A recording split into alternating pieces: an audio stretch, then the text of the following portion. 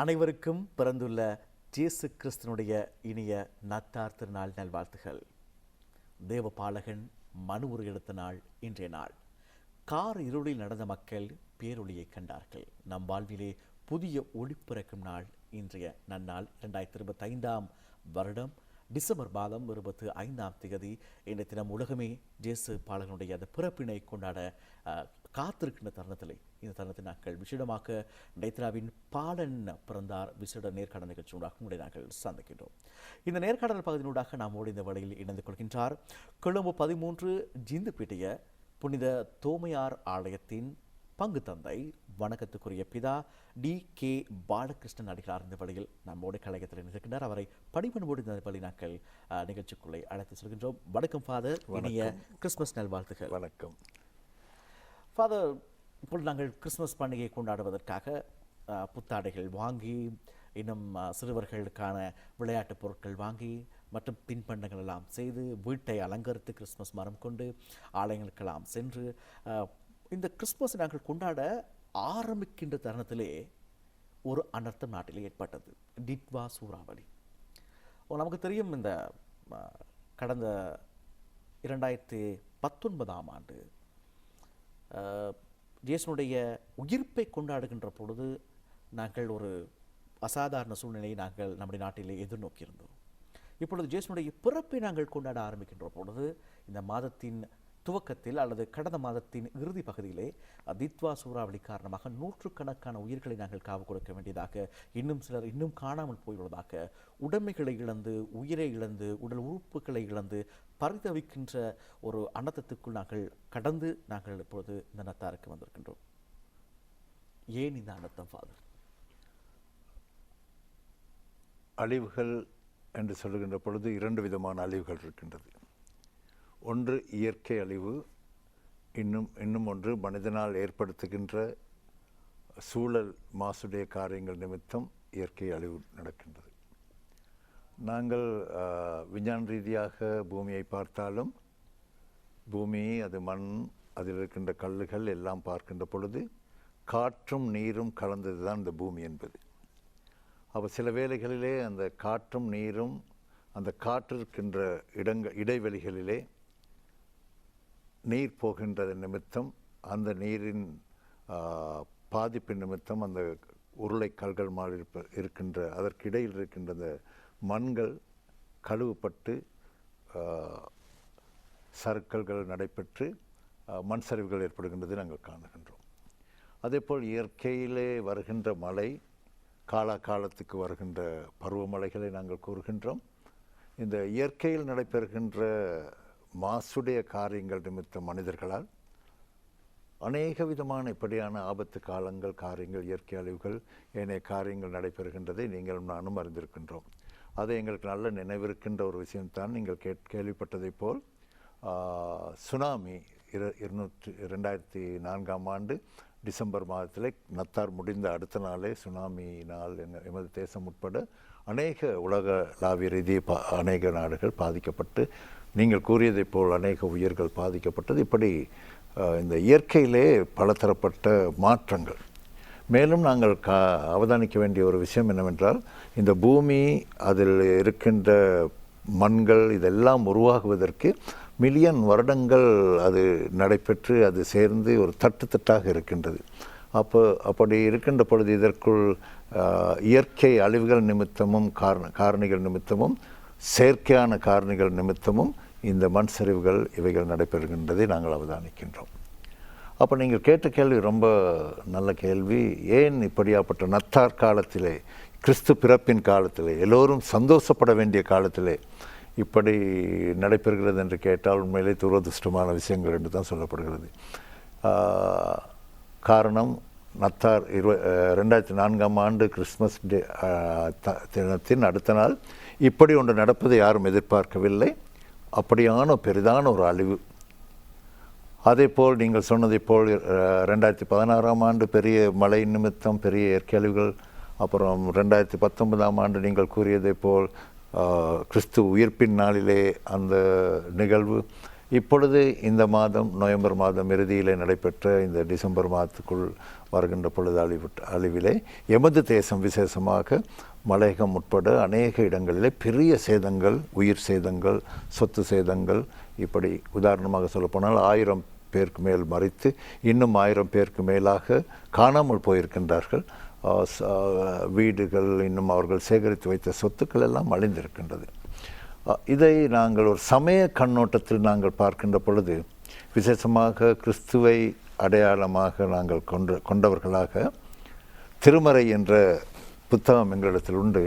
இதில் பார்க்கின்றோம், ஆதியிலே கூட நோவா என்ற ஒருவர் மனிதர்கள் கடவுளை தேட வேண்டும், கடவுள் கூறுகின்றபடி வாழ வேண்டும், ஒரு அறவாழ்வு இருக்க வேண்டும் என்பதற்காக அநேக போதனைகளை செய்து மக்கள் மனம் திரும்பாமல் பாவத்துக்குள் செல்கிற நிமித்தம் அங்கு கடவுள் என்ன செய்கிறார், மனிதனை முற்றிலும் அழித்துவிடக்கூடாது என்பதற்காக நோவாவுக்கு ஒரு கப்பலை உருவாக்கும்படி அழைப்பு கொடுத்து அவரும் அவருடைய குடும்பமும் எல்லாவித படைப்பின் மிருகங்களையும் அதில் சேகரித்து கொண்டு அந்த கப்பல் மூலம் மீண்டும் ஒரு உலகத்தை உருவாக்கின்றதை, புதிய சந்ததியை உருவாக்கின்றதை நாங்கள் காணுகின்றோம். அப்படியாக திருமறையிலே நாங்கள் பார்க்கின்ற பொழுது இடைக்கிடையே பஞ்சங்கள், இப்படியான இயற்கை அழிவுகள் இதெல்லாம் நடந்திருக்கின்றது. இவைகளில் உண்மையிலே கடவுள் எங்களுக்கு பாடங்களை கற்றுத்தருகிறார். அப்படி எடுப்பது நல்லது. பாடங்களை கற்றுத்தருகிறார். அடுத்தது தான் இந்த கொண்டாட்டம் என்பதை நாங்கள் விதிப்படுத்த இருக்கின்றது. இந்த கொண்டாட்டத்தின் எல்லை எப்படியாக இருக்க வேண்டும், ஒரு மனிதனுடைய மகிழ்ச்சி வகைப்படுத்த வேண்டும். அப்படியான காரியங்களுக்கு எங்களுக்கு இப்படியாப்பட்ட இயற்கை அழிவுகள் ஒரு பாடமாக இருக்கின்றது என்பதை நாங்கள் நினைவு கொள்ள வேண்டும். ஒரு புறம் இவைகள் நாங்கள் உடனடியாக மறந்து விடுகின்ற மக்கள் என்று கூறுவோம். அதில் நல்ல பக்கம் ஒன்றும் உண்டு. காரணம், இந்த கடந்த இயற்கை அழிவிலே நான் பலரை சந்தித்தேன். அவர்கள் இன்னும் அவர்கள் மன அதிர்ச்சியிலே வெளியே வர முடியாமல் இருக்கிறார்கள். அவர்களுக்கு இப்பொழுது ஆறுதல் காக்கல் தேவை. உண்மைதான், அந்த நேரத்திலே அவர்களுக்கான உணவு, அவர்களுக்கு தற்காலிக இடவசதி, அப்படியாப்பட்ட பலவித காரியங்கள் செய்து இருந்தும் அவர்களுடைய மனோரீதியான அந்த பயம், அச்சம் இன்னும் வரவில்லை, அதிலிருந்து வெளியே வரவில்லை. அப்போ அவர்களுக்கு நாங்கள் ஆறுதல் கூறி அவர்களோடு இருந்து அவர்களோடு வாழ்ந்து அவர்களை கொஞ்சம் கொஞ்சமாக மீண்டும் புது வாழ்வுக்கு அழைக்க வேண்டிய நிர்பந்தத்திலே இறைப்பணி இருக்கின்றது. திருமலை பார்க்கின்ற பொழுது, திருச்சபை சரித்திரத்தையும் பார்க்கின்ற பொழுது, கிறிஸ்தவம் என்றால் என்ன என்று நீங்கள் கேட்டால், உன்னை போல் உன் அயலானையும் நேசி. அப்போ அந்த ஒரு படிப்பினைக்கிணங்க இந்த இயற்கை அழிவின் நிமித்தம் பாதிக்கப்பட்ட மக்கள் அனைவரையும் நேசிக்க வேண்டிய நிர்பந்தத்தில் நாங்கள் எல்லாரும் இருக்கிறோம். அந்த நேசிப்பிலே உடல் சார் மட்டுமல்ல, மனோநிலை சார்ந்த, ஆன்மீகம் சார்ந்த விடயத்திலே அவர்களை நாங்கள் நேசிக்க வேண்டியதாக இருக்குது. வெறுமனே நாங்கள் ஜெபத்தில் மட்டும் தாங்க முடியாது, வெறுமனே உணவை மட்டும் கொடுக்க முடியாது. அவர்களுடைய மனதிலே பாதிக்கப்பட்ட நிலையிலிருந்து இந்த முடிவு வரை அவர்களுக்கு நாங்கள் ஒரு ஆறுதலாக புது வாழ்வுக்கான எதிர்பார்ப்பற்ற நிலை, அந்த நிலையை கொடுக்க வேண்டும். இன்னும் ஒரு அழகான விஷயத்தை கூற முடியும். எங்களுக்கு விசேஷமாக இந்த நத்தார் காலத்திலே நாங்கள் திருமறையில் பார்ப்போம். எங்களுக்கு நற்செய்தி நூல்கள் 4 இருக்கின்றது. ஒன்று மத்தேயு, மார்க்கு, லூக்கா, யோவான் என்று. இந்த மத்தேயு, மார்க்கு, லூக்கா 3ஐயும் நாங்கள் பார்த்தால், ஆண்டவராகிய இயேசு கிறிஸ்து இந்த உலகத்தில் பிறந்தவர் ஒரு தாயின் கற்பத்திலே, கன்னி மரியாளின் வயிற்றிலே பிறந்த அந்த சரித்திரம் அழகாக கூறப்படுகின்றது. அங்கு நாங்கள் பார்த்தால், அந்த காலத்திலே ஏரோது அரசன் இன்னும் ஒரு அரசன் பிறக்கப் போகிறார், அவரிலிருந்து என்னுடைய அரசாட்சியின் பதவியை காத்துக்கொள்ள வேண்டும் என்றால், அந்த சூழல், அந்த கதை உங்களுக்கு தெரியும். பிறந்திருக்கின்ற எல்லா ஆண் குழந்தையும் கொலை செய்ய வேண்டும் என்று கொலை செய்கின்ற ஒரு அழிவை நாங்கள் காணுகின்றோம். அப்போ அதில் இயேசுடைய பெற்றோர் மிகவும் கவனமாக ஞானத்தை பாவித்து அந்த குழந்தையை காப்பாற்றிய நிமித்தம் அவர் வளர்ந்து ஒரு மனிதனாகி வாலிப காலத்திலே முழு மனுக்குலத்திற்குமாக அவருடைய வாழ்வை கொடுத்து எங்களாருக்கும் வாழ்வு கொடுத்திருக்கிறார். அப்போ இவைகள் எல்லாம் அழிவுகள், அங்கங்கே மனிதன் செய்த அழிவுகள், அதே போல் இயற்கையான அழிவுகள் எல்லாம் இருக்கின்றது. இதற்கூடாக கடவுள் எங்களோடு பயணம் செய்கிறார், அவரும் எங்களோடு இருக்கிறார் என்றதைத்தான் நாங்கள் விளங்கிக் கொள்வது முக்கியம். காரணம், அவர் பிறப்பிலும் கூட ஒரு பிறப்பதற்கு ஒரு இடம் இல்லாதவர், ஒரு விலாசம் இல்லாதவரா. ஒரு மாட்டுத் தொழுவத்திலே அவரை பிறக்க செய்ததிலிருந்து நாங்கள் இப்பொழுது தற்காலிக இடங்களிலே தங்கியிருக்கின்ற மக்களை போய் காணுகின்ற பொழுது அங்கு இயேசு பிறக்கின்றதை காட்டப்படுகிறது. நாங்கள் பார்த்தோம், உலகளாவிய ரீதியாக பார்க்கின்ற பொழுது கடந்த ஆண்டு நத்தாரை இஸ்ரேல் பலஸ்தீனா அந்த யுத்தத்தின் நிமித்தம் அந்த பாதிக்கப்பட்ட கட்டிடங்கள் இடிக்கப்பட்ட கற்களுக்குள் கிறிஸ்மஸ் மரத்தை நாட்டி அதில் ஒரு பாலகன் பொம்மையை வைத்து அப்படித்தான் கிறிஸ்மஸை கொண்டாடினார்கள். அந்த பாதிக்கப்பட்ட நிலைக்குள் இருக்கின்ற கிறிஸ்து.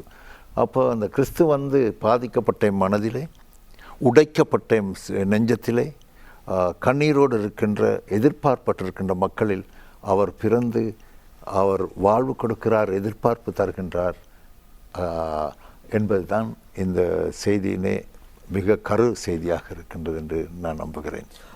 மிக மிக அழகாக இதனை நீங்கள் தெளிவுபடுத்தியிருக்கிறார் ஃபாதர். உண்மையிலே இந்த அனர்த்தம் ஏன் ஏற்பட்டது, அதை நாங்கள் மெய்ஞானமாகவும் மிஞ்ஞானமாகவும் மக்கள் பார்க்க வேண்டியவர்களாக இருக்கின்றோம். அதிலும் கத்தோலிக்க அதே போல் கிறிஸ்தவ மக்கள் இலங்கையில் வாழ்ந்து கொண்டிருக்கின்றார்கள். ஆக இந்த நிகழ்ச்சி அதிகமாக பார்த்து கொண்டிருக்கிறார்கள். இவர்களை தாண்டி ஏனைய சகோதர மதத்தவர்களும் பார்த்து கொண்டிருக்கின்றார்கள். ஆகவே அனைவருக்குமான பொதுவான கருத்தை மிக அழகாக கூறினீர்கள். நன்றி ஃபாதர். அடுத்ததாக நாங்கள் பார்க்கலாம், இப்பொழுது நாங்கள் இந்த சோகத்திலிருந்து மெல்லமாக மீண்டும் வந்து விட்டாலும் இலங்கை மக்கள் மீண்டும் இலங்கை கட்டியெழுப்ப வேண்டிய தேவைக்குள் வந்து விட்டாலும் பாதிக்கப்பட்டவர் மனதிலே இந்த காயத்தினுடைய வடு இருக்கத்தான் செய்கிறது. காயம் ஆறினாலும் அந்த வடு, அந்த மார்க்கினும் போகாமல் தான் இருக்கிறது. எப்படி மீண்டு வரலாம்? எப்படி இந்த கிறிஸ்தனுடைய பிறப்போடு இவர்களுடைய வாழ்க்கையில் ஒரு புதியது, ஒரு பிறப்பினை எப்படி கொண்டு வரலாம் ஃபாதர்? ஜெயமான், நீங்கள் கேட்ட கேள்வி உண்மையிலே இப்பொழுது நடைமுறைக்கு தேவையான அநேகருக்கு இருக்கின்ற ஒரு கேள்வி. நன்றி அந்த கேள்வியை நீங்கள் கேட்டபடினால். கடவுள் வந்து உன் அயலானை நேசிப்பான் என்று கூறியதை போல் கூறின நேரத்திலே நாங்கள் சற்று முன் அவதானித்தோம். சரீர ரீதியாக, மனோநிலை ரீதியாக, ஆன்மீக ரீதியாக அவர் எங்களுக்கு புதிய எதிர்பார்ப்பு கொடுத்து திட்டுகிறார். காயப்பட்ட காயங்கள் ஆறினாலும் வடுக்கள், சிந்தனைகள், நினைவுகள் இருக்கும் என்பதை நான் அப்படியே ஏற்றுக்கொள்கிறேன். இந்த தேசமாக இருக்கட்டும், உலகம் எங்கும் அப்படியான காயங்கள் இருக்கின்றது. ஆண்டவராகிய இயேசு கிறிஸ்து சிலுவையில் மறிக்கின்ற பொழுது அவருடைய நத்தாருக்கும் இது முக்கியமான செய்தி. அவருடைய மனூர் ஏற்றல், இந்த நற்செய்தி 4லும் முதல் நான் கூறியதைப் போல் ஒரு புறம் அவர் ஒரு கன்னிமரியால் தாயின் கற்பத்தில் உற்பத்தி பிறக்கிறார். யோவான் ஸ்நானகன் கூறுகிறார், அவர் ஆதியிலே இருந்தார், இப்போ மாமிசமாகி உங்கள் மத்தியில் வந்திருக்கிறார். அந்த கடவுள் முழு மனிதனாகவும் முழு கடவுளாகவும் வந்திருக்கிறார். அவர் அந்த முழு மனித நிலையிலே திருமறையை நாங்கள் அவதானிக்கின்ற பொழுது நீங்கள் கூறியதைப் போல் மனோநிலை ரீதியாக, சரீர ரீதியாக, ஆன்மீக ரீதியாக பலதரப்பட்ட சோதனைகள் அவருக்கு வருகின்றது. அதை முன்கூட்டியே சொல்வதற்காக நாங்கள் பார்க்கலாம், மத்தேயு 4ஆம் அதிகாரத்திலே அவர் சோதனைகளுக்கு முகம் கொடுக்கிறார். அந்த சோதனைகளை நாங்கள் அவதானிக்கின்ற பொழுது ஒரு 3 சோதனை. ஒன்று வந்து வயிற்று பசிக்கான சோதனை. அப்போ அந்த நேரத்தில் நாங்கள் தீயவனை, சாத்தான் என்று நாங்கள் கூறுவோம், தீயவன் இவருக்கு கூறுகிறார், சவால் விடுகிறார், நீர் கடவுள் தானே, இந்த கல்லை அப்பமாக்கி உண்ணும் என்று. அவர் சொல்லுகின்றார், நான் இயற்கையை மாற்ற வரவில்லை, கல் கல்லாய்த்தான் இருக்க வேண்டும், அப்பம் அப்பமாக இருக்கின்றது. எனவே அவருடைய ஜீவ வார்த்தைகள் என்னை பசி போக்கும், எனக்கு அது வாழ்வு தரும் என்று அந்த சவாலுக்கு முகம் கொடுக்கிறார். அந்த சவாலை நாங்கள் மனிதர்களுக்கு சவாலாக கொடுக்கின்ற பொழுது நாங்கள் பின்புறமாக நினைத்து கொள்ள வேண்டிய ஒரு விஷயம்தான், அவர் முழு மனிதனாகவும் முழு கடவுளாகவும் இருந்ததற்கு முகம் கொடுத்தார். இரண்டாவதாக, நீங்களும் நானும் கடவுளில் வைத்திருக்கின்ற பக்தி தான், அதை நாங்கள் கொச்சைப்படுத்தவில்லை. இருந்தாலும் சாதாரண மானிடர்களாகிய நாங்கள் கடவுள் எங்களை ஆபத்திலிருந்து காத்துக்கொள்ள வேண்டும், எங்களுக்கு சொத்து சுகம் தர வேண்டும், நாங்கள் எங்களுடைய ஆசாபாசங்களை எல்லாம் கவனிக்க வேண்டும், அதுதான் கடவுள் என்று நாங்கள் சிந்தனை வைக்கின்றோம். ஆனாலும் அவருடைய 2ஆம் 3ஆம் சோதனைகளை நாங்கள் பார்க்கின்ற பொழுது, ஒன்று, இந்த சொத்துக்கள் எல்லாம் தருகிறேன் உனக்கு, நீர் என்னை வணங்க என்று சாத்தான் சொன்ன பொழுது அதெல்லாம் எனக்கு தேவையில்லை, புறக்கணித்து விட்டார்.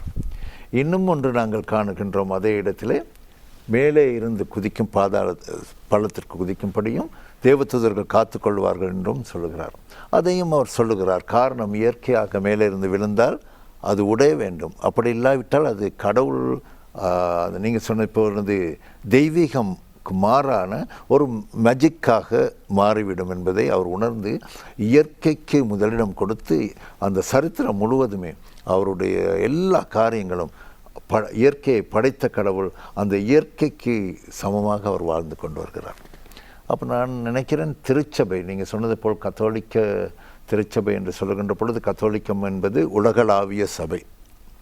அந்த உலகளாவிய சபைக்குள் தான் வித்தியாசமான பிரிவுகள் இருக்கின்றது. அந்த பிரிவுகளுக்கெல்லாம் ஒவ்வொரு கொள்கைகள் எல்லாம் இருக்கின்றது. ஆனால் கிறிஸ்து தான் மையம். அவர் மனிதனாக வந்தது, அவருடைய பாடுகள், அவருடைய மரணம், உயிர்த்தெழுதல், அந்த அவருடைய இரண்டாம் வருகைக்கு நாங்கள் காத்திருக்கின்றது தான் மையம்.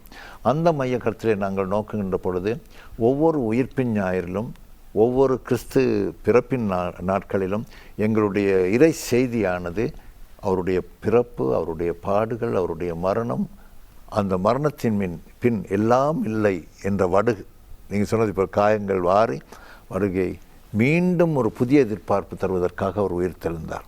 அது மாத்திரமல்ல, இன்னும் ஒரு எதிர்பார்ப்பை வைத்துவிட்டு சென்றார். மீண்டும் நான் வருவேன், உங்களோடு நான் வாழப்போகிறேன், ஆட்சி செய்வேன் என்று. அப்போ இந்த பாதிக்கப்பட்ட மக்களுக்கு இப்படியான மன அழுத்தங்களை தீர்ப்பதற்கு இந்த எதிர்பார்ப்பை கொடுக்க வேண்டும். எல்லா சமயபேதம் என்று நீங்கள் கூறியதை போல் எல்லா மானிடர்களுக்கும் அந்த எதிர்பார்ப்பை, மீண்டும் வாழ்வுண்டு உண்டு, விழுந்த இடத்திலே எழும்ப வேண்டும் என்ற தைரியத்தை நாங்கள் கொடுத்து சமய ரீதியாக அவர்களை ஆறுதல் படுத்துவதன் மூலம்தான் அந்த வடுக்களை எங்களால் குணமாக்க முடியும்.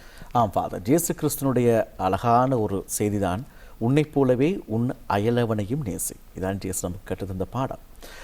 இந்த அனர்த்தம் போன்ற விடயங்கள் வருகின்ற பொழுது, உதாரணமாக சுனாமியாக இருக்கலாம், கொரோனா பெருந்தொற்றாக இருக்கலாம், அல்லது நாட்டில் நிலவுகின்ற அசாதாரண சூழ்நிலையாக இருக்கலாம், இப்படியான தருணத்தின் பொழுதும் இது இன மத மொழி வேறுபாடுகளின்றி பொதுவாகத்தான் துன்பமும் வருகின்றது. அதை நாங்கள் பார்த்திருக்கின்றோம். இந்த தித்வா சூறாவளியில் மாற்றியவர்கள் கிறிஸ்தவர்கள், சகோதர பௌத்தர்கள், சகோதர இந்துக்கள், சகோதர இஸ்லாமியர்கள், இப்படியாக பொதுவாகத்தான் இந்த அனர்த்தம் வந்தது. ஆனால் இதனூடாக மற்றொரு விளைவினை நாங்கள் பார்க்கின்றோம். மலையக பகுதிகளிலே துப்புரவு செய்வதற்காக காலியிலிருந்து சகோதர சிங்கள பௌத்த சகோதரர்கள் வருகை தந்திருந்தார்கள். களுத்துறை, மாத்தறை, ஹம்மாந்தோட்டை பகுதியிலிருந்து மலையகத்துக்கு அநேகர் வந்திருந்தார்கள். இந்த விடயத்தை, உன்னைப் போலவே உன் அயலவனையும் நேசி என்று ஜேசுடைய கருத்தை நீங்கள் இதனை இந்த விடயத்தோடு நீங்கள் எப்படி ஒப்பிட்டு பார்க்கிறீர்கள்? ஆண்டவராகிய இயேசு கிறிஸ்து ஒரு ஓமை கதையை சொல்கிறார். உன்னைப் போல் உன் அயலானை நேசி என்பதற்கு ஒரு காட்டு வழியிலே ஒரு யூதன், ஒரு சமாரியன் செல்லுகின்ற பொழுது ஒருவன் அந்த பாதையிலே அடிபட்டு நொறுக்கப்பட்ட அவனுடைய சொத்தெல்லாம் எடுத்துக்கொள்ள கொண்டு போய்விட்டார்கள். இந்த போகின்ற சமாரியன், அவன் யூதன், இவன் சமாரியன். இன்னும் அங்கே யூத சமய தலைவர்கள் எல்லாம் இருக்கிறார்கள். சுருக்கமாக நான் சொல்லுகிறேன். அந்த விழுந்து கிடக்கின்றவனை அரவணைத்து தூக்கி அவன் புண்களுக்கு மருந்தை கொடுத்து அதோடு விட்டுவிடவில்லை, அவனை கொண்டு போய் நீண்ட கால தொடர்ச்சியான சுகத்துக்கு வைத்தியசாலையில் வைத்து அதற்கு தேவையான காரியங்களாம் செய்கின்ற ஒரு இயற்கை பரிபூர்ண மனிதனை காட்டுகிறது அந்த இடத்துல. அந்த விஷயத்திலே நாங்கள் இந்த நாட்டிலே பிரஜைகளாக கடவுளுக்கு நன்றி செலுத்த வேண்டும், நாங்கள் சந்தோஷப்பட வேண்டிய ஒரு விஷயம்தான். ஒரு 3-4 சமயங்கள் சேர்ந்த 3 மொழிகள் பேசுகின்ற மக்கள் இந்த உலகத்தில் இருந்தாலும் உடனடியாக ஒரு மனிதனுக்கு தேவை ஏற்படுகின்ற பொழுது அவனுக்கு உதவுகின்ற அயலானை நேசி என்பதை நடைமுறையில் செய்கின்ற ஒரு சமூகத்தில் நான் வாழுகிறோம். அதை பற்றி உண்மையிலே கடவுளுக்கு நன்றி செலுத்த வேண்டும்.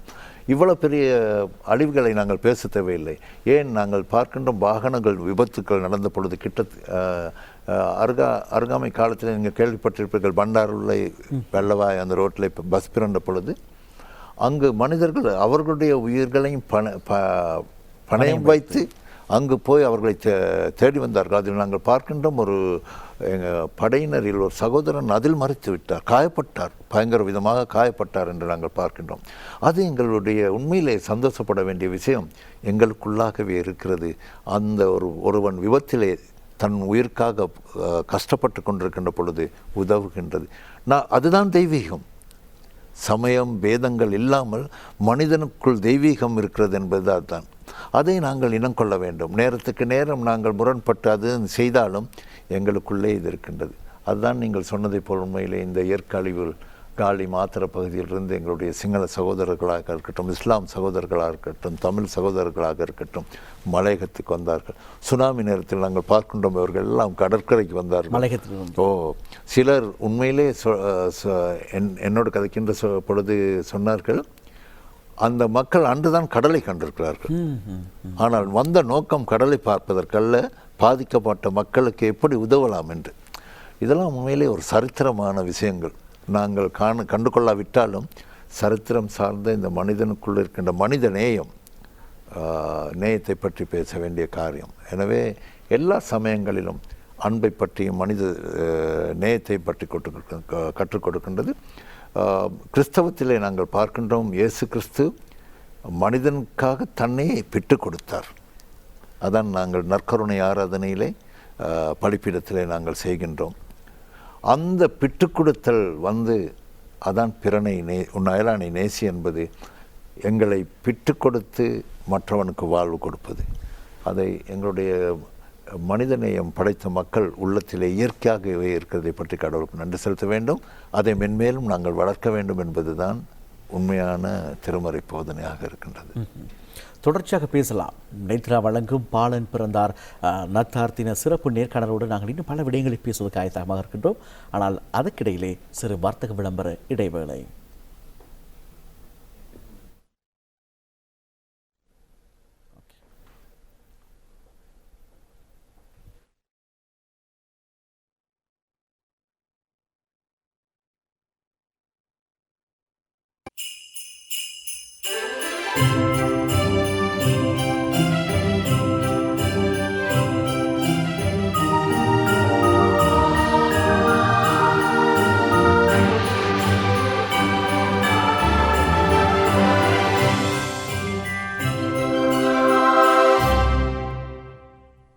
தேசிய அலைவரிசையாம் நேத்ரா அலைவரிசை வழங்கும் பாலன் பிறந்தார் நாத்தார்த்தின சிறப்பு நேர்காணல் பகுதியோடு இணைந்திருக்கின்றோம்.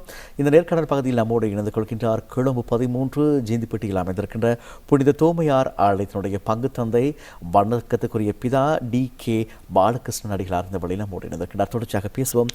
ஃபாதர், நாங்கள் இந்த நேர்காணல் பகுதியானது இலங்கை தேசிய கிறிஸ்தவ மன்றத்தினால் ஏற்பாடு செய்யப்பட்ட ஒரு நிகழ்ச்சியாக அமைகின்றது. நேஷனல் கிறிஸ்டியன் கவுன்சிலினால் ஏற்பாடு செய்யப்பட்ட, NCCயினால் ஏற்பாடு செய்யப்பட்ட ஒரு நேர்காணல் பகுதியாக இருக்கின்றது. இந்த அனர்த்த காலங்களின் பொழுது தேசிய கிறிஸ்தவ மன்றம் எத்தகைய ஒரு பொறுப்பு வாய்ந்த ஒரு மன்றமாக செயற்பட்டது? தேசிய கிறிஸ்தவ மன்றம் என்ற உடனேயே நாங்கள் பார்க்கின்றோம், ஜெனீவாவிலே வேர்ல்ட் கவுன்சில் ஆஃப் சர்ச்சஸ் இருக்கிறது. அதாவது எல்லா கிறிஸ்தவ சமயங்களின் பிரிவுகளையும் ஒன்று கூடுவதற்கு வேர்ல்ட் கவுன்சில் ஆஃப் சர்ச்சஸ் ஒரு ஸ்பேஸ் உங்களுக்கு கொடுப்பது தான் அதனுடைய தொண்டு. அதேபோல் இப்படியாப்பட்ட ஒவ்வொரு நாடுகளிலும் இருக்கின்ற நேஷனல் கிறிஸ்டியன் கவுன்சில், தேசிய கிறிஸ்தவ மன்றமும் இதே தான் செய்கிறது. எல்லாவித திருச்சபை பிரிவுகளையும் ஒன்று கூட்டி அதன் மூலம் செயல்படுகிறது தான் அவர்கள். அதனால் அவர்களுக்கு வித்தியாசமான பொறுப்புகள் இருக்கின்றது. அதில் மிகவும் முக்கியமானது ஒன்று தான் அனர்த்த முகாமைத்துவம், அதே போல் சமூக பொறுப்பு மன்றம், அப்படி என்றெல்லாம் இருக்கிறது. எனவே தேசிய கிறிஸ்தவ மன்றம் அதற்குள் இருக்கின்ற அந்த சமூக பொறுப்புக்கான மன்றம் இப்படியாப்பட்ட அழிவுகள் மாத்திரமின்றி வருடம் முழுவதும் மக்களை இந்த அனர்த்தத்திலிருந்து எப்படி தப்புவது, எப்படி அனர்த்தங்களை குறைப்பது என்றெல்லாம் பயிலுவித்து அவர்களுக்கு அறிவூட்டுகின்ற நிகழ்ச்சியெல்லாம் நடத்தி கொண்டு வருவார்கள். உண்மையிலே அந்த விடயத்திலே கொழும்பு அத்தியாச்சாதீனம் ஆங்கிலிகன் திருச்சபையிலே முதல் முறையாக 18-21 பேர் போல் முழுமையான பயிற்சி ஒன்று வழங்கினார்கள். நானும் ஒருவன் அதில். அதாவது இயற்கை disaster management, disaster risk reduction, அனர்த்தங்களை குறைப்பதுக்கென்று ஒரு 3.5 வருடம் இந்தியாவிலே எபிஸ்கோப்பல் சர்ச் ஃபண்டோடு ஒரு வகுப்பு செய்தார்கள். அதை நாங்கள் நேஷனல் கிறிஸ்டியன் கவுன்சிலுக்கு போய் இந்த 18 பேர் உலகளாவிய ரீதியாக நாங்கள் பயில வைத்து அநேக இடங்களிலே இதை பயின்றவர்கள் இருக்கிறார்கள். அப்போ அவர்களுடைய பணிதான் ஒரு நெட்வொர்க் மாதிரி எல்லா இடங்களிலும் பாதிக்கப்படுகின்ற மக்களை இப்படியாப்பட்ட கால சூழல்களில் அவர்களை இடம் மாற்றுவது, எப்படியான இடம் மாற்றி கொண்டு செல்வது, அவர்கள் உயிர் சேதம் ஏற்படாமல் அவைகளை குறைப்பது என்றெல்லாம் இந்த தேசிய கிறிஸ்தவ மன்றம் இந்த பகுதியில் பெரிய ஒரு பொறுப்பு வைக்கின்றது என்று நாங்கள் கூற வேண்டும். அதே போல் நீங்கள் சொன்னதை போல் இப்பொழுது இந்த நிகழ்ச்சிக்கும் கூட NCC எங்களை அழைத்ததற்கு காரணம், நாங்கள் சொல்லுவோம் திருச்சபை என்ற பொழுது ஏனைய சமயங்களைப் போல் கிறிஸ்தவத்திலும் ஒவ்வொரு டினோமினேஷன் என்று ஆங்கிலத்தில் சொல்லுவோம், ஒவ்வொரு பிரிவுகள் இருக்கின்றது. அதில் பார்க்கின்றோம் ரோமன் கத்தோலிக்கர் என்று சொல்லுவோம். நான் முதல் கூறியதை போல் இந்த கத்தோலிக்க என்ற லட்டின் வார்த்தை உலகளாவிய திருச்சபை, அதன் அர்த்தம். அதை நாங்கள் பார்க்கின்றோம். ரோமன் கத்தோலிக்க மக்கள் தெளிவாக இருப்பார்கள், ரோமன் கத்தோலிக்கர் என்று. ஏன்னா அவர்களுடைய முக்கிய இடம் வந்து இட்டலியில் இருக்கு, ரோமில். அதனால் தலைமையகம் அது வத்திக்கான். ஆங்கிலிக்கன் திருச்சபை நீங்கள் எடுத்தால் உண்மையிலே எங்களுடைய மைய இடம் இங்கிலாந்தில் இருந்தாலும் கூட நாங்கள் அந்த சுதந்திரத்தோடு அந்தந்த நாட்டு பேரைத்தான் சொல்லுவோம். இப்போ எங்களுடைய திருச்சபை இலங்கை திருச்சபை என்று தான் நாங்கள் கூறுவோம்.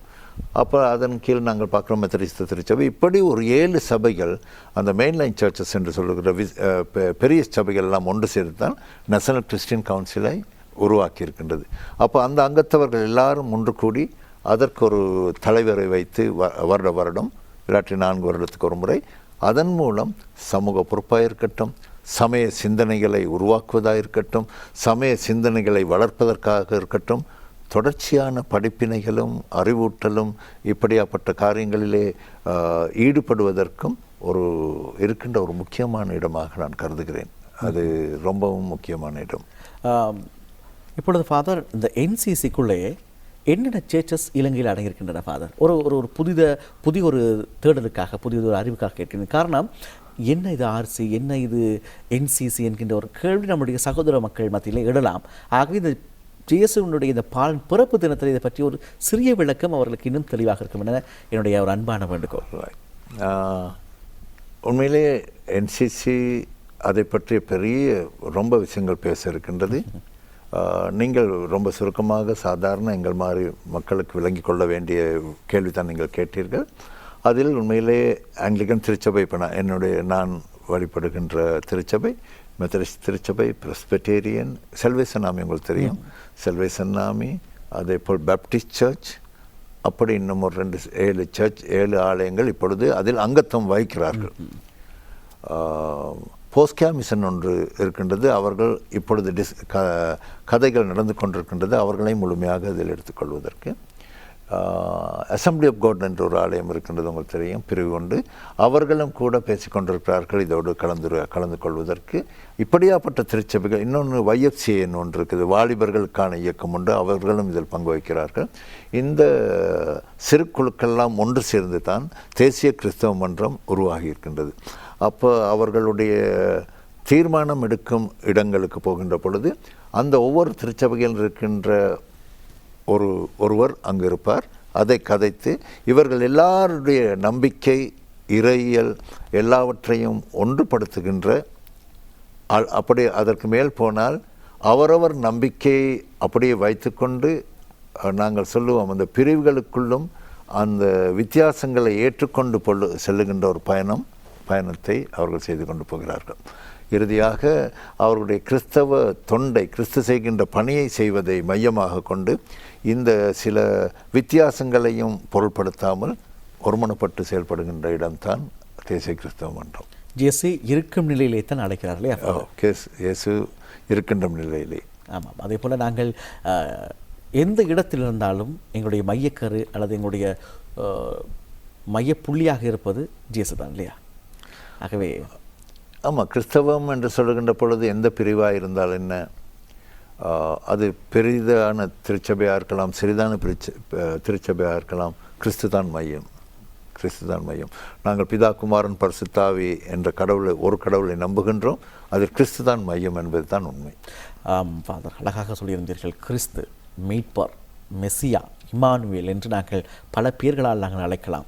இந்த மீட்பருடைய பிறந்த நாள் என்று பாலன் பிறப்பு நாங்கள் சிறப்பு நிகழ்ச்சியோடு இணைந்திருக்கின்றோம். இந்த மீட்பு என்பது இயேசுடைய பிறப்பிலே உண்மையாக உருவாக்க வேண்டும். எப்படி இன்று 2000 ஆண்டுகளுக்கு முன்பதாக இயேசுடைய பிறப்பு ஒரு மீட்பை தந்ததோ, அதே போல் இந்த 2025ஆம் ஆண்டிலும் நம்முடைய மனதுக்குள்ளும், எங்களுடைய வீட்டுக்குள்ளும், எங்களுடைய நாட்டுக்குள்ளும் புதியதொரு மீட்பு உருவாக நாங்கள் என்ன செய்ய வேண்டும் ஃபாதர்? நான் முதலில் கூறியதைப் போல் எங்களுடைய மகிழ்ச்சிக்கான செயல்பாடுகளை நாங்கள் நடைமுறைப்படுத்துகின்றதை வகைப்படுத்தவே வேண்டும். ஏனால் இன்று மகிழ்ச்சிக்காக எதோ செய்து கொண்டு போகின்றோம். எது ஃபாதர் மகிழ்ச்சி? காரணம் இன்று சில நேரங்களில் இளைய தலைமுறையினோடு கோபப்படுவார்களோ தெரியவில்லை. மகிழ்ச்சி என்று நாங்கள் கருதுவது வேறு ஒன்றாகவே பார்க்கக்கூடியதாக. மகிழ்ச்சி என்பது உண்மையிலே அது பெரிய முக்தி நிலையை பற்றி நீங்கள் கேட்கிறீர்கள். ஆசைகள் அற்றுப்போகின்ற பொழுது அதான் மகிழ்ச்சி. மனிதனுக்கு சமயம் என்றால் என்ன, மகிழ்ச்சி என்றால் என்ன, அவன் ஆசைப்படுகின்ற எல்லாம் நிறைவேறுகின்ற பொழுது தான் மகிழ்ச்சி என்று நினைக்கிறான்.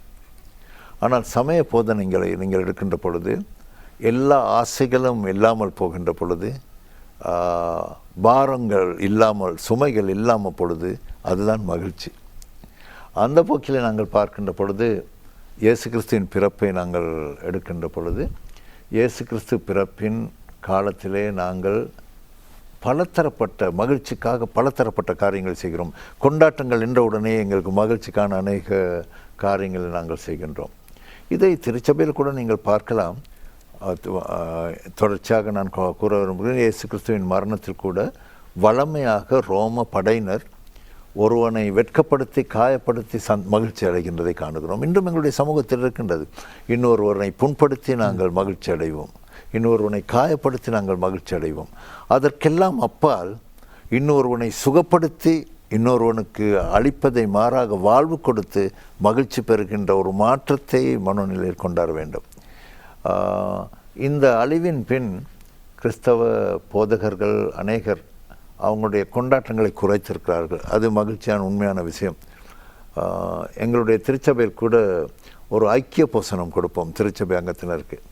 அப்போ ரொம்ப சாதாரண மக்கள் சிலர் வந்து சொன்னார்கள், ஃபாதர் இந்த பயணம் அந்த ஐக்கிய போசனத்தை நிறுத்திவிட்டு அந்த பொருட்களாக இருக்கட்டும் பணமாக இருக்கட்டும் பாதிக்கப்பட்ட மக்களுக்கு நாங்கள் கொடுப்போம்.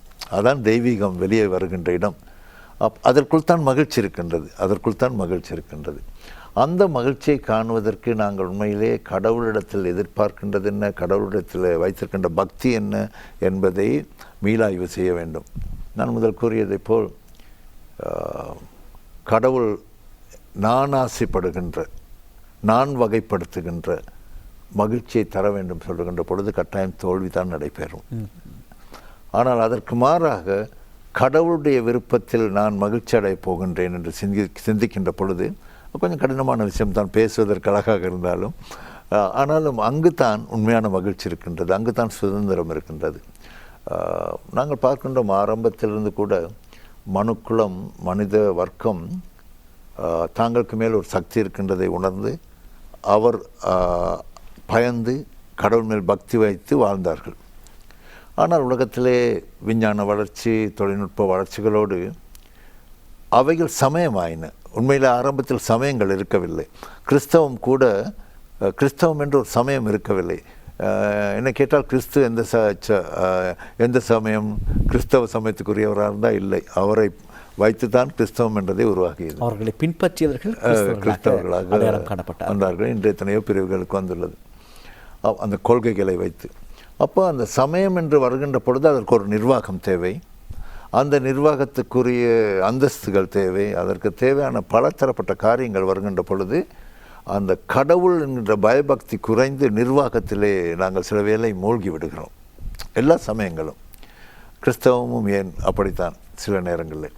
அந்த மூழ்கிய நிலையிலிருந்து மீண்டும் கடவுளோடு தொடர்பு கொள்ளக்கூடிய, கடவுளுடைய விருப்பத்தை நடைமுறைப்படுத்தக்கூடிய ஒரு பக்தி, ஒரு செயலாற்றம் மனிதனுக்குள் வந்தால் அந்த மனித நேயம் வளரும்.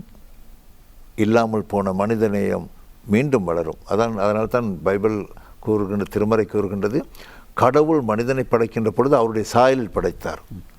இன்று அந்த சாயல் இல்லாமல் போய்விட்டது என்பது நாங்கள் வெளியிலே காண்கின்ற சாயல் அல்ல, மாறாக எங்களுடைய மனோரீதியாக சிந்தனை ரீதியாக அந்த மனித நேயம் இன்று குறைந்து விட்டது என்பது தான் அந்த சாயல் இல்லாமல் போயிருக்கின்றது என்பதை நாங்கள் கருத வேண்டும். அப்போ அந்த சரித்திர ரீதியாக மனிதனுக்கு அந்த விஞ்ஞான வளர்ச்சி, தொழில்நுட்ப வளர்ச்சி, ஏனைய வளர்ச்சிகளோடு கூட நீங்கள் சொன்னதை போல் ஞான வளர்ச்சியோடு கூட பலதரப்பட்ட கொள்கைகள், அந்த கொள்கைகள் மூலம்தான் பிறந்திருக்கிறோம். அந்த கொள்கைகள் வளர்ச்சியோட கடவுள் பயபக்தி, சமய பயபக்தி என்பதெல்லாம் குறைந்து இறுதியாக இருக்க வேண்டிய மனிதநேயம் கூட இல்லாமல் போய்விட்டது என்று நாங்கள் கூறுகின்றோம். ஆனால் நான் நம்புகிறேன், அந்த காலத்தை போல் இந்த காலத்திலும் அதற்குள் மாகாண்கள் மீண்டும் அந்த தெய்வீக சக்தியை சமூகத்துக்கு எடுத்துணர்த்த எத்தனையோ பேர் இருந்தார்கள். அவர்கள் சிலர் இரத்த சாட்சியாக மரித்தார்கள். திருமறையிலும் இருக்கிறார்கள், திருமறைக்கு வெளியிலும் அநேகர் இருக்கிறார்கள். வாழ்ந்தார்கள், மரித்தார்கள். இன்றும் அப்படியாப்பட்டவர்கள் இல்லாமல் இல்லை.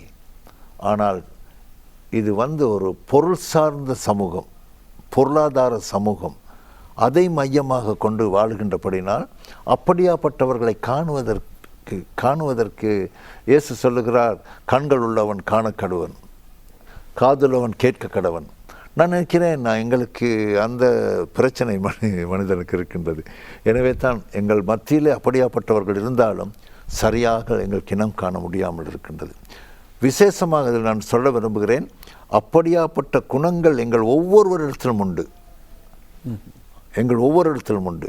அதை சீராக்கி நாங்கள் பார்ப்பதற்கும் சில நேரம் பார்வையற்றவர்களாக இருக்கின்றோமா என்பதை சிந்திக்க வேண்டும். அப்படியாக இருக்கின்ற பொழுது நான் நினைக்கிறேன், அதான் உண்மையான மகிழ்ச்சி, அதான் கிறிஸ்தவத்தின் போதனை என்று நான் நம்புகிறேன். ஃபாதர், இந்த பண்டிகை நாட்களில் அல்லது கொண்டாட நாட்களில் ஒரு ஒரு ஒரு ஒரு சாதாரண ஒரு சவால் இருக்கிறது. சாதாரண சவால் என்பது இன்னும் பார்க்க பெரிய சவால் தான். நாங்கள் ஒரு சாதாரணமாக பார்ப்போம். இது இரு தரப்புக்கு இடையிலான ஒரு சின்ன ஒரு பனிப்போர்.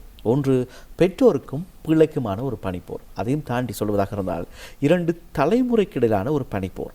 ஒன்று, பெற்றோர்கள் சொல்லுகிற ஒரு விஷயம், மிகவும் அமைதியாக எளிமையாக ஆலயத்துக்கு சென்று திருப்பலியில் பங்கேற்க வேண்டும், எளிமையாக நத்தாரை கொண்டாட வேண்டும். இது பெற்றோர்களுடைய பொதுவான ஒரு கருத்து. ஆனால் இளம் தலைமுறையினர் அல்லது ஜென்சி அல்லது 2K கிட்ஸ், இவர்களுக்கு ஒரு எதிர்பார்ப்பு இருக்கிறது. விருப்பமான புத்தாடைகளை வாங்கி உடுத்த வேண்டும், கொஞ்சம் அழகாக தன்னை காட்டிக்கொள்ள கொஞ்சம் அணிகலனாக இருக்கலாம், ஒப்பனையாக இருக்கலாம், இவற்றை சேர்த்து கொள்ள வேண்டும். கண்டிப்பாக புகைப்படம் எடுக்க வேண்டும், அதை சமூக வலைத்தளங்களிலே பதிவேற்ற வேண்டும். நண்பர்களோடு கொஞ்சம் மகிழ்ச்சியாக இதை கொண்டாட வேண்டும் என்கிற ஒரு எதிர்பார்ப்பு இருக்கிறது. அவர்களுடைய பார்வையில் பார்க்கின்ற பொழுது, அவர்கள் பக்கம் இருந்து பார்க்கின்ற பொழுது அது சரியாக சில நேரங்களில் தோன்றுகிறது. இதெல்லாம் இல்லை என்று சொன்னால் நத்தாருடைய கொண்டாட்டமா என்கிற கேட்கின்ற ஒரு கேள்வியும் இளம் தலைமுறையின் மத்தியிலே இருக்கிறது.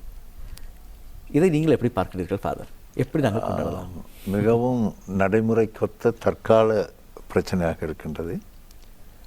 இன்று காலை கூட நான் இதை பற்றி இன்னொருவருடன் பேசிக்கொண்டிருக்கின்ற பொழுது எனக்கு வந்த சிந்தனைத்தான், நாங்கள் எங்களுடைய கொண்டாட்டங்களை குறைக்க வேண்டும் இந்த பாதிப்பு நிலையில் என்று. அதற்குள் மறைந்திருக்கின்ற ஒரு ரகசியம், தினமும் நத்தாரை போல் வாழுகின்றவர்களுக்கு அது ஓகே. ஆனால் மிகவும் கடினமாக எளிமையாக பிறந்த ஒரு குடிசையில் வாழுகின்ற மனிதன் அன்று தன்னுடைய வீட்டிற்கு கொஞ்சம் வெள்ளை பூசி, அன்றுக்கு மாத்திரம்தான் ஒரு புத்தாடை உடுத்தி கொண்டு ஆலயத்துக்கு சென்று, அன்று மாத்திரம்தான் ஒரு நல்ல உணவை உண்ணுக்கொண்டிருப்பான். அப்பொழுது அவனுக்கு அந்த நத்தாரை நீங்கள் கூறியதை போல் அந்த சந்தர்ப்பத்தை இல்லாமல் ஆக்குவது பாவம் என்று நினைக்கிறேன். சிறு பிள்ளைகளை நாங்கள் எடுக்கின்ற பொழுது எங்களுடைய நத்தார் காலத்திலே பிள்ளைகளுக்கு பரிசுகளை வழங்குவோம். அதுவும் திருச்சபை சரித்திரத்திலிருந்து வந்தது. அப்போ இப்பொழுது ரொம்ப திருச்சபைகள் என்ன பழகி இருக்கின்றது என்று கேட்டால், புத்தகங்கள், தேவையான பேனா, பென்சில்கள், புத்தக பேக்கெல்லாம் கொடுப்பாங்க. பிள்ளைகள் அந்த பேக்கை விரித்து பார்த்துட்டு அப்படியே வச்சிடும். அப்படியாப்பட்ட சூழலிலே பெற்றோர் தாங்களை மாற்றி அமைத்து கொள்ள வேண்டும். அவருடைய சிறுகாலம் எப்படி இருந்தது, அவருடைய ஆசாபாசங்கள் எப்படி இருந்தது, சிறுபிள்ளைகளுக்குரியவர்களாக வாழ வேண்டும். இதில் ஒரு முக்கியமான விஷயம், இன்று இருக்கின்ற தொழில்நுட்பத்தின் நிமித்தம் போனாக இருக்கட்டும், கம்ப்யூட்டர்ஸாக இருக்கட்டும், அவைகளுக்குள் தான் அவர்களுடைய வாழ்க்கை இருக்கின்றது. நான் நினைக்கிறேன், நீங்கள் கேட்டதை போல் அந்த கொண்டாட்டத்தில் அவருடைய ஆசாபாசங்களுக்கு இடமளிப்பதிலே கொஞ்சம் அதிலிருந்து விலகி அவருடைய வாழ்வு உண்மையிலேயே மகிழ்ச்சிக்குள்ளாக வரும் என்று. அந்த சந்தர்ப்பத்தை உருவாக்க வேண்டும் பெரியோர்களும் பெற்றோரும் என்பதை தான் என்னுடைய கருத்து. கலந்துரையாடலின் இறுதி பகுதிக்குள்ளே வந்துவிட்டோம் ஃபாதர். உங்களுடைய கிறிஸ்மஸ் வாழ்த்து, கிறிஸ்மஸ் செய்தியினை மக்கள் எதிர்பார்த்து காத்திருக்கின்றார்கள். அன்பான சகோதர சகோதரிகளே, பிறந்திருக்கின்ற இந்த 2025ஆம் ஆண்டு நத்தார் கிறிஸ்மஸ் இயேசு கிறிஸ்துவின் பிறப்பு உங்கள் எல்லோருக்கும் இனியதோர் மகிழ்ச்சி ஊட்டுகின்ற, சமாதானம் தருகின்ற, ஒற்றுமையை தருகின்ற ஆண்டாக பிறந்த நாள் இயேசு கிறிஸ்துவின் பிறந்த நாளாக அமைய வேண்டும். எல்லோரும் மகிழ்ச்சியோடு கடவுளோடு இந்த யாத்திரைக்குள் செல்ல வேண்டும். தொடர்ச்சியாக பாதிக்கப்பட்ட மக்களுக்கு உதவுகின்ற, எங்களை பகிர்ந்து கொடுக்கின்ற ஒரு ஆண்டாக வாழ வேண்டும் என்று உங்கள் அனைவருக்கும் இனிதோர் நத்தார் வாழ்த்துக்களை தெரிவித்துக் கொள்கிறேன். மீண்டும் ஒரு முறை தேசிய அலைவரிசையான நேத்ரா அலைவரிசை சார்பாகவும் இலங்கை ஒரு உப்புவாகடி கூட்டுத்தாபனத்தின் சார்பாகவும் இனிய நத்தார் தின நல்வாழ்த்துக்களையும் முன்கூட்டிய 2026ஆம் ஆண்டு புது வருட நல்வாழ்த்துக்களையும் தெரிவித்து விடைபெறுகின்றோம். நன்றி ஃபாதர். நன்றி, வணக்கம். இன்றைய பாலன் பிறந்தார் சிறப்பு நேர்காணல் பகுதியில் நம்மோடு இணைந்து கொண்டவர் கொழும்பு 13 அமைந்திருக்கின்ற புனித தோமையார் ஆலயத்தினுடைய பங்கு தந்தை வணக்கத்துக்குரிய பிதா DK பாலகிருஷ்ணன் அடிகளாருக்கு நேத்ராவின் சார்பாக நன்றிகளை தெரிவித்து நாங்கள் விடைபெறப் போகின்றோம். இந்த பாலன் பிறந்தார் இந்த சிறப்பு நிகழ்ச்சி உங்களுக்கு நிறைய பலன்களை தந்திருக்கும் என்ற நம்பிக்கையோடு இந்த பகுதியை நாங்கள் நிறைவு செய்கின்றோம். தொடர்ந்தும் நேத்ரா அலைவரிசையோடு இணைந்து கொள்ளுங்கள். அடுத்தாக கரோல் கீதங்களும் உங்களை மகிழ்விக்க காத்திருக்கின்றன. உங்கள் அனைவருக்கும் நத்தார் நல்வாழ்த்துக்கள். வணக்கம்.